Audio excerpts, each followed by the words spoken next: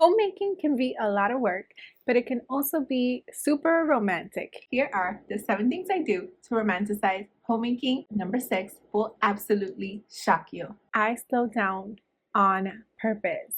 I tend to always be rushing about, so in order to romanticize homemaking, I make sure that I intentionally slow down my tasks on purpose. Next time you're doing something, try slowing it down and see what a difference it makes. If we're always rushing through our homemaking, it's going to feel more tedious.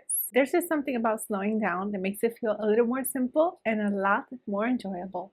In the same vein, I also let it be quiet. Well, as quiet as it can be with littles anyway. What I mean by this is I don't multitask. If ever there's a moment of silence, I savor it.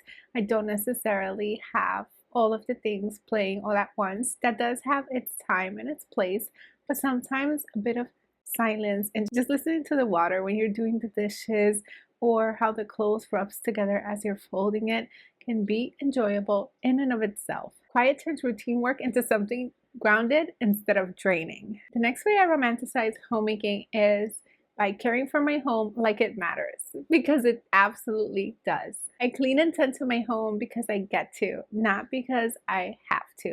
When we switch our mindsets from have to get to, things feel a lot lighter and definitely more romantic. This is not just an endless to-do list, but it's also where our life happens, where our loved ones are. When we change our perspective and think of it that way, it makes a huge difference.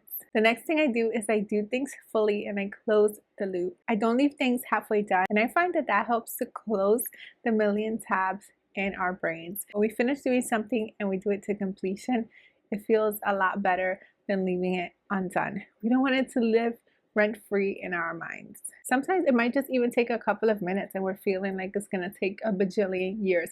But even if it takes a little bit longer, it is absolutely worth it to not have that weighing on us. Something else that I do to romanticize homemaking is I make smooth transitions. I take about 5 minutes to finish what I'm doing and transition properly. That might mean anything from taking some deep breaths to drinking tea. I don't transition anymore in a huff and a puff and a rush.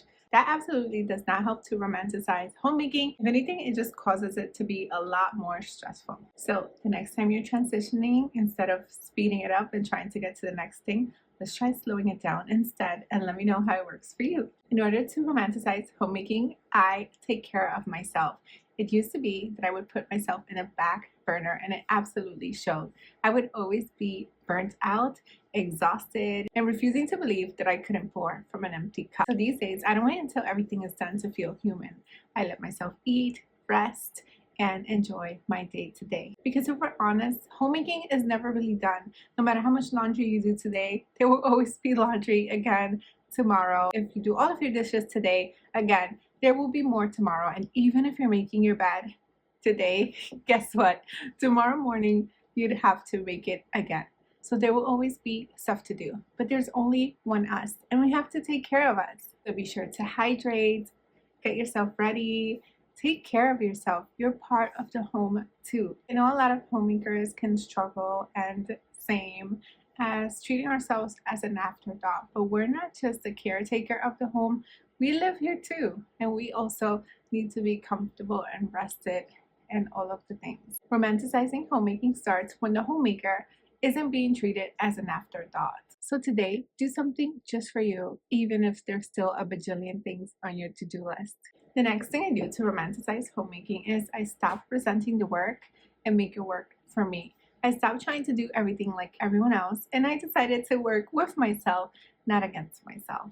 I also stopped thinking about that homemaking is so tedious and mundane, and I began to enjoy it. Sure, it might be mundane and it might be the same thing day in and day out, but that's okay, because as I often say, laundry just means that our family has clean clothes to wear. This just means that our family has food to eat. Toys around the home means that our children are healthy enough to play. We can teach them to clean it up, absolutely, but we must begin to enjoy these things.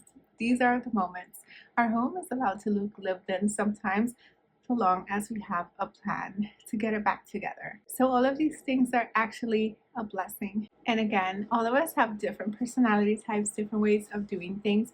We might not be able to do a pantry clean out in one day, but I bet we can take just 10 minutes and do a little bit at a time. When you stop fighting against yourself and start working with yourself, homemaking feels lighter and, dare I say, even more romantic. If you want even more ways to romanticize homemaking, then check out this video here and I'll meet you there right now. Thank you so much for watching. Until next time, to God be the glory. Bye.